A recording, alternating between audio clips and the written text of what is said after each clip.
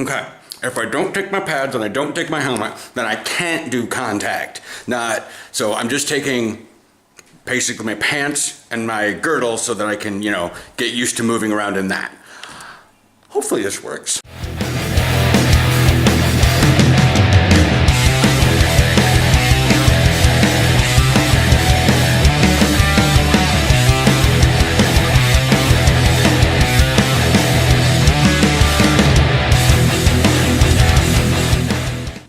Morning. I'm on my walk up to Mouterport.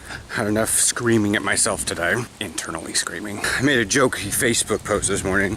One of the signs of a motivated athlete is doing exactly what your team doctor says. And then a little bit more when she's not looking.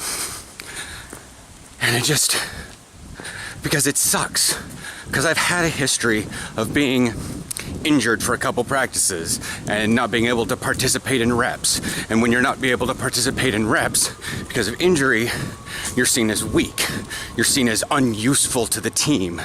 You're not out there every day proving yourself. And is that football? Is that American culture football? I don't know. But with as bad as my shoulder's been feeling lately, with as bad as this bed is, and all that jazz, it's a little bit funky. Okay, I'm here at Mouterport and I have 10 minutes until my train arrives. That's good. It's said 11:30. Take the train. So let's leave the house at like 11:30. Because I'm getting used to that on 9292. Makes it to use ns.nl. I'm like, yeah, I could probably use their app if I used only NS, which, no offense, she lives out in Bussum, so when she wants to go long distance, she uses NS. Funny enough, I actually found out this morning, after 2 months, that it's Nederlandse spoorwegen. Not north-south. Oops. Okay, now that I got through the gate, it just like dawned on me that I'm going to a football practice with no pads. And back home, if we were actually in pads, people were like, why'd you even show up if you're not gonna have your pads? And so, again, we have that oomph happening. There's a lot of stuff that the Americans do that a lot of people across the world don't do. And it's just sort of proving, I don't know, weird. Back home, back in the States. I'm actually frustrated with myself that I keep saying home, and that's not where my house is. I don't have any lease agreement or residency in the United States. And yet I keep saying home. So, heading down the pathway, I'm still kind of wish, because when I think about it, I'm on my phone and I don't have a lot of data. In fact, T-Mobile's just like, you're below 400 megs. I'm like, yeah, I know. I bought your large package and now I'm at like a quarter of it. I get it. I should set a reminder. I should have Google send me a reminder. Not when I get home, because it doesn't have the idea of what home is right now. And theoretically, it'll probably still send me a notification after I get back to Beaverton. And then it'll finally remind me, you need to look this up. And I'm like, I should tell myself to remind it at a time. Or just put it out here, and hopefully, since it's remembered, I'll either see it in editing and somebody will say it in the comments. What is camping? That is not what I was raised with camping. A campsite is in the woods. A campsite is you set up a tent. Now I saw that near Hasperplatz, and there's a bunch of tents there. But they were all like crammed next to each other. Like nobody had a personal space thing. Like this one has little houses. And so I don't know what's going on. Every time I look at it, I'm just like, do I just not understand the concept of camping everywhere else in the world? And again, I've not lived in a big city. Everyone's like, oh, Portland, it's a big city. The metro area has 2.3 million people. That doesn't mean it's a big city. I've never actually lived in the downtown area. Being here in Amsterdam, in what I would call the downtown area, the concrete jungle is, I think in German it would be Wald aus Beton. So yeah, I'm not sure what jungle actually is, but I can say a concrete forest. Anyway, and thus seeing out here near Loosdrecht and this place, the Rading and whatnot. I can see that this is rural for a lot of people in comparison to Amsterdam. But this is not rural to me. This is city. So why is there a campsite right next to the city? You go out, you go to the forest, you go to a rural area, you go to a place that cell phone reception is rare. Unless you're at one of those fancy campsites which sets up its own. Well, I gotta go whiz when I get in here. Yeah, we'll see how everything goes. Meg saw my post. Kind of was intended for her to see it. Hopefully Doc will see it, but I'm not necessarily sure. She's one of those that isn't glued to her phone. No, Meg didn't show up today, so I don't have tape on the shoulder. I'll just take the KT tape that I moved here with. Yan's out running some routes right now against Mr. Seattle and whatnot. They're doing long snaps. I would be probably doing long snaps, but raising my shoulder above that point is iffy at best. I have my jacket on and I have my shirt on because I really didn't get all that sweaty. But yeah, so we have Groningen in like 6 days. This is Sunday and that'll be on Saturday, and I'm frustrated. Yeah, I'm just totally frustrated at this.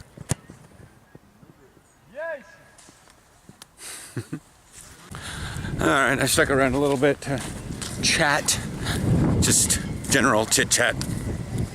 Oh, they mowed. No, they didn't. Yeah, they did. They cut a little bit of the stuff. I didn't notice this. A little bit of the shrubbery. A little bit of the shrubbery right there got cut. It's fine. So, yeah, I'm heading home. I think it was 14 and 44 is when they come. And it's 50 right now, so I should be able to get up there just in time. Everyone's like, you got a ride? I'm like, I got a ride. You know, and hopefully I'll get home in time, because I'm not going to be home in time for IKEA. So Aaron and I probably have to go tomorrow after his work. And so there's that. And we can even get dinner while we're out there, because there's something special near Holendrecht. Holendrecht? Damn. Forget when to... Why is my throat... Oh no. Oh. I have that slight burny in my throat. Oh my god, am I getting a sore throat? Maybe that's why I'm losing it a little bit more often. I'm a little bit worried about these clouds though. Like, it says 10% chance, well it said 20% today. But they've already passed overhead. I'm just waiting for the rain to come now. But, wow, camera, you have like nothing in terms of stuff. But yeah, I did a lot. I did a lot at practice, actually. I just didn't impact. And I told Marcus if I, have to miss Groningen, I'm still going. I just kind of at this point is like, when's Aaron coming? Because if I'm not going, then maybe I'll personally film on the sideline and do what I can, because that'll be fun. Unless I'll message Marcus tonight. I want to get the head coach's approval. And that's the thing, like, my shoulder's relatively okay. And it could have just been that Yan pushed it in that right spot. And maybe a little bit of actual therapy. And Aaron and I are going to KT tape that. So we're going to do that when I get back. Probably before a heavy dinner. Man, I want that. Man, that was delicious last night. That was great. The first official meal I ever ate in Europe was from Taco Mundo. And last night I ordered like I would from a Taco Bell. I just sort of kept ordering food, thinking like, yeah, I'll eat it. Oh yeah, I could eat that. Yeah, I'll eat that. And that burrito, oh my god, as simple as it it just had all the markers of a burrito back home, but a basic burrito, kind of like a 7-layer burrito. And it was just from Taco Bell. And I didn't have to go out to Eindhoven for it. But anyway, so I did the drills, I stood on the sideline. I don't want to miss games. But we're having friendly games right now. That's the thing. I want to create them, I want to make them just as important. But in reality, they're not. So, Cubone getting the ball. That dog is so big and so fluffy. I first had a Pokemon distraction, now there's a big puppy distraction. It's not even a puppy, that's a woofer. It's a woofer. Oof, oof. That dog has never made a small sound in its life. It's so big and it's so jolly. It's like a St. Bernard or something like that. So it's 3:56. Like I said, if they come at 14 and 44, I'll be fine. If they come at 59, then I got a little bit to wait. Because I've just missed it, but it's not cold. Man, nah, I shouldn't have walked all the way back and got... I'm literally still in my football pants. Because I realized I don't need buckets because my things aren't big enough to hold pockets. Or my jog pants don't have big enough pockets to hold everything, so they're in my jacket anyways. So yeah. Ooh, you're dying. So it dawned on me while I was riding the train and all that stuff. Out of port back there. I'm actually close to home. That with all the people around here, like, it's not that the Dutch don't care, it's just that they don't do like Americans and stare and judge. They don't stare and probably judge instead. So I just realized, because I was standing at the platform of Hilversum, and there was like 3 guys standing there with their bikes, and they're like, you know, those bike suits, they got the little padding on them in the crotch area. And I was just like, there's enough metro guys, like, you know, younger guys in their like teens and 20s that are in skinny jeans that, you know, they're basically capris. You know, they only come up halfway down the calf. And there's a bunch of guys that are in like those bike suits, which basically look like wetsuits with NASCAR brands on them. Nobody notices that I'm walking around in my football pants. They're just skin tight clothing, whatever, doesn't matter.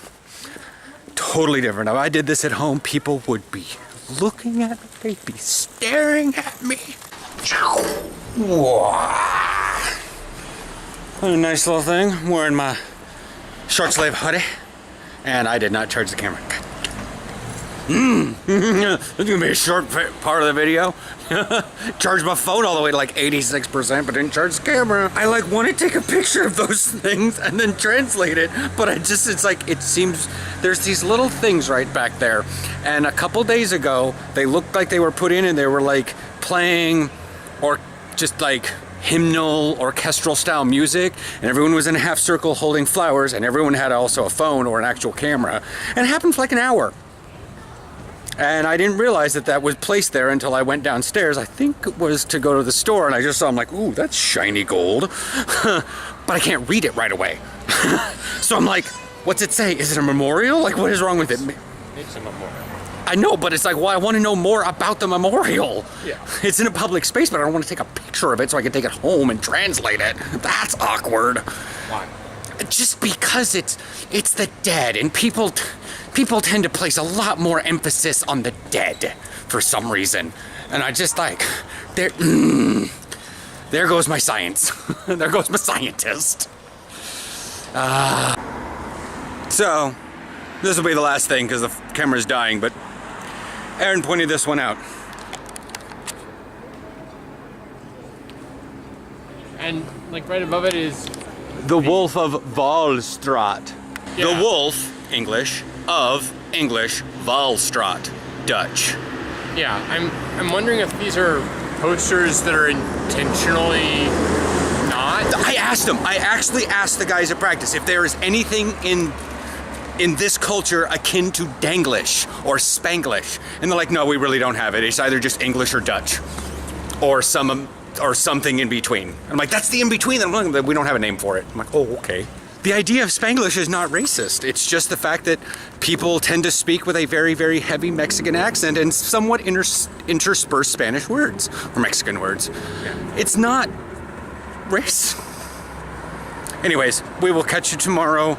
We're gonna be going to IKEA tomorrow, so that'll be at the end of the video if you guys are wondering how we're gonna see what European IKEA is like. And there will be a card tomorrow from the last time we went to Portland IKEA, because that was on a vlog somewhere. Yeah. Anyways. Bye.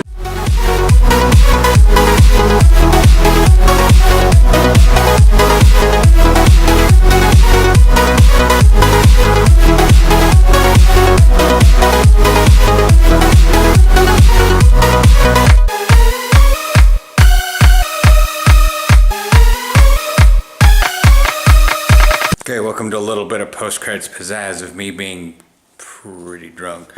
Aaron got me all taped up